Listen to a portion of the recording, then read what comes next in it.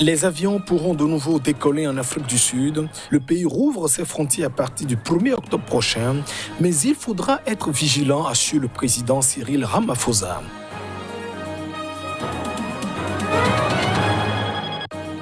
Au Bénin, Komi Kouché a présenté son ouvrage intitulé « Ma version aux hommes des médias ». L'opposant qui vit en exil aux États-Unis a clarifié le contenu de son livre et justifié ses contradictions avec le régime de Patrice Talon. Et puis, aux États-Unis, l'ouragan Sally a frappé l'État de l'Alabama et le nord-ouest de la Floride.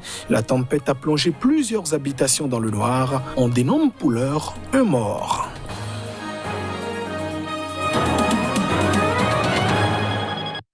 Et voilà pour le sommaire de cette édition. Merci de nous préférer pour vous informer. Après 6 mois de fermeture, l'Afrique du Sud rouvre ses frontières aux voyageurs en provenance de certains pays à partir du 1er octobre prochain.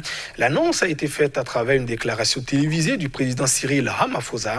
Cette rouverture est donc cependant soumise à des mesures de restriction. L'Italie, l'Iran, la Corée du Sud, l'Espagne, l'Allemagne, les États-Unis, le Royaume-Uni et la Chine sont les pays auxquels l'Afrique du Sud avait fermé ses frontières depuis le 18 mars dernier pour raison de coronavirus. Après 6 mois, le pays assouplit cette mesure, mais reste vigilant. Dès le 1er octobre prochain, des voyageurs en provenance des pays dont la liste sera publiée plus tard devront répondre à des exigences. À leur arrivée, les voyageurs devront présenter un test au Covid-19 négatif datant de moins de 72 heures après leur départ.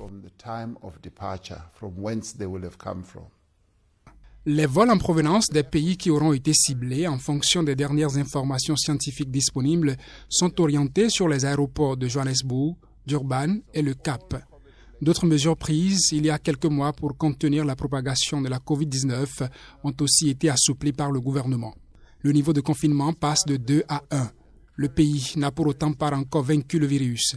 Selon les derniers chiffres officiels, l'Afrique du Sud compte 15 641 morts et 651 521 cas, soit près de la moitié des cas recensés sur tout le continent africain.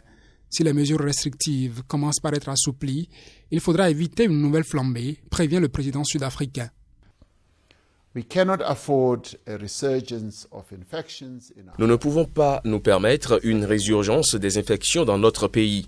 Une deuxième vague serait dévastatrice pour notre pays et bouleverserait à nouveau nos vies et nos moyens de subsistance. Il appartient à chacun d'entre nous, en tant que Sud-Africains, de veiller à ce que cela ne se produise pas. Le tourisme est l'un des secteurs durement frappés par la pandémie en Afrique du Sud. Le gouvernement espère que cet assouplissement des mesures restrictives marquera un début du retour à la normale dans ce secteur et dans beaucoup d'autres. Les autorités soudanaises ont arrêté 41 personnes en possession d'une grande quantité d'explosifs, un dispositif susceptible d'être utilisé dans des attentats, a annoncé un procureur général. 41 personnes accusées d'être en possession d'explosifs capables de faire sauter la capitale ont été arrêtées après la découverte de grandes quantités d'explosifs par les autorités, a indiqué le procureur lors d'une conférence de presse à Khartoum.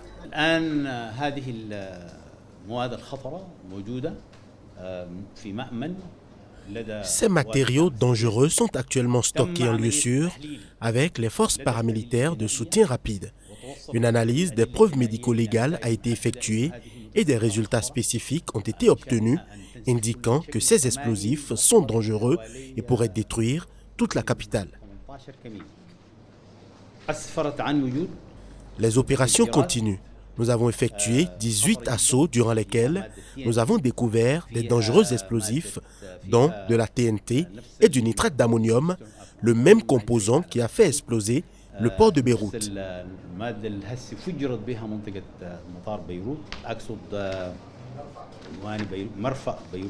Parmi celles-ci, 4 conteneurs de poudre de nitrate, matière utilisée dans les explosions du port de Beyrouth, en août ont été saisis, a pour sa part déclaré Gamal Gomar, porte-parole des forces paramilitaires de soutien rapide.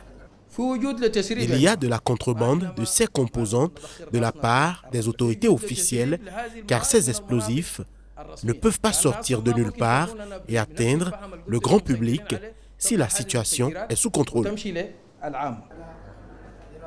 Depuis le mois d'août, les autorités ont signalé des manœuvres de groupes terroristes selon le responsable qui dit craindre des actes de sabotage et des attentats. L'ancien Premier ministre ivoirien Guillaume Soro, dont la candidature à la présidentielle a été rejetée par le Conseil constitutionnel, a affirmé ce jeudi qu'il se maintient dans la course et de manière irrévocable. Aussi a-t-il donc appelé l'opposition à s'unir pour des élections transparentes. Ma candidature est ferme, irréductible et irrévocable, a déclaré l'ancien président de l'Assemblée nationale ivoirienne lors d'une conférence de presse à Paris, en assurant que la Côte d'Ivoire est au bord du gouffre depuis la décision du président sortant, Alassane Ouattara, de se présenter à un troisième mandat. L'opposition ivoirienne ne décolère pas contre le Conseil constitutionnel qui, dans une décision lundi soir, a validé la candidature de Ouattara et rejeté celle de ses rivaux, l'ancien président Laurent Gbagbo et Guillaume Soro, qui vit en exil et réside en France. La candidature de Soro a été jugée irrecevable en raison d'une condamnation par la justice ivoirienne à 20 ans de prison pour recel de détournement de deniers publics. J'en appelle à une unité d'action de l'opposition pour stopper M. Ouattara dans sa folle aventure par tous les moyens légaux et légitimes. Je demande aux candidats, retenus ou non, spécifiquement, au président Bédi, au président Gbagbo, au premier ministre Afin Guessan, au ministre Amontano, au ministre Mabri Touakes, de prendre ensemble nos responsabilités et de faire bloc. Il s'agira tous ensemble de saisir la CEDEAO, l'Union africaine, l'Union européenne, l'ONU, en vue d'obtenir des élections démocratiques transparentes et inclusives, comme ce fut le cas en 2010, et ceci sans préjudice. Maintenir l'élection du 31 n'a aucun sens. Y participer serait cautionner le coup d'État institutionnel d'Alassane Ouattara, a-t-il martelé. Je rentrerai en Côte d'Ivoire, a en outre ajouté Soro, sans fournir de calendrier. L'ancien ministre d'État Komi Kouché a échangé avec les professionnels des médias du Bénin sur le contenu de son ouvrage intitulé Ma version. C'est à travers une séance virtuelle qui s'est tenue au Koudiam à Cotonou. Depuis les États-Unis où il vit en exil, l'opposant au régime de Patrice Talon, Komi Kouché a dévoilé les grands axes de son premier essai politique. Reportage. C'est à plus de 8000 km de Cotonou que Komi Kouché a présenté son ouvrage intitulé Ma version aux professionnels des médias du Bénin. L'œuvre retrace son expérience politique, sa perception de la jeunesse béninoise, de la monnaie éco et de ses déboires judiciaires liés à l'en croire à sa résistance au régime de Patrice Talon. Le ministre d'État Komi Kouché aurait fait preuve de courage et de retenue sans tomber dans le piège de la culpabilité en nous présentant sa version des choses. La vérité, celle qui a échappé à tant de personnes hier et qui se révèle aujourd'hui comme une certitude. Komi Kouché justifie son opposition au régime de la rupture par la malgouvernance au sommet de l'État et la remise en cause de la démocratie au Bénin, un choix qu'il assume. Ça fait 4 ans que je suis séparé de ma famille aujourd'hui. Je ne l'ai pas fait parce que j'ai discuté un marché de coton avec le président Talon. Je ne suis pas un opérateur économique. Aujourd'hui, l'économie de notre pays est devenue comme une jarre. Toute la richesse est dedans. Le chef est assis là-dessus. Il prend ce qu'il veut. Il dit je veux que tu fasses ceci. Si tu veux, je te donne. Si tu ne veux pas, je t'envoie en prison. Au cours de la présentation de son ouvrage, les journalistes sont revenus sur la récente sortie de Lionel Zinsou sur l'économie béninoise.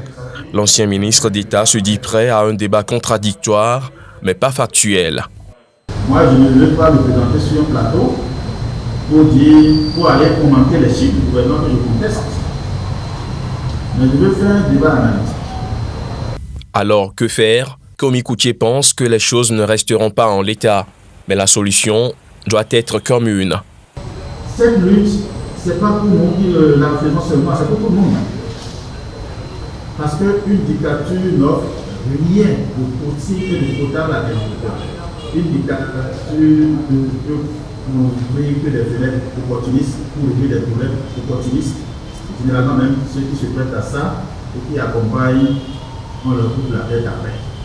Celui qui se décrit comme le soleil levant dit avoir livré son récit des faits. Il attend celui des autres pour que continue de vivre la démocratie. Et puis aux États-Unis, l'État de l'Alabama et le nord-ouest de la Floride ont été touchés par l'ouragan Sally dans la nuit de mercredi à jeudi. Rues et maisons ont été donc submergées d'eau et son passage et les habitants au réveil découvrent donc de nombreux sites et également des dégâts. On dénombre pour l'heure un mort.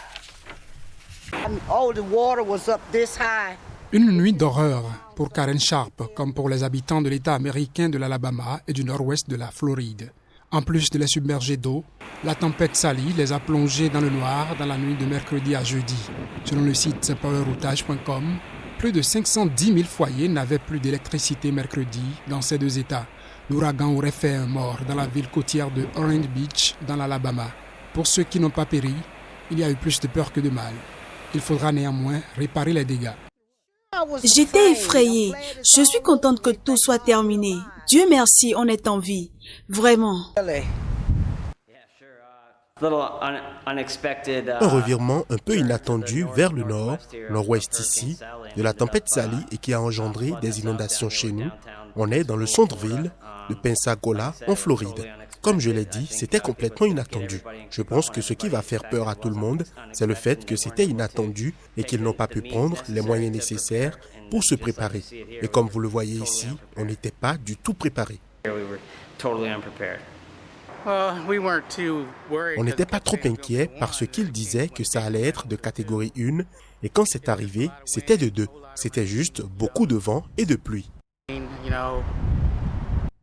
L'ouragan Sally devait traverser le sud-est de l'Alabama dans la nuit avant d'arriver sur le centre de l'État de Géorgie, puis la Caroline du Sud jeudi, toujours accompagné de pluies torrentielles, a précisé le Centre national des ouragans. Mesdames, Messieurs, ainsi se referme cette édition. Merci de votre attention. Au revoir.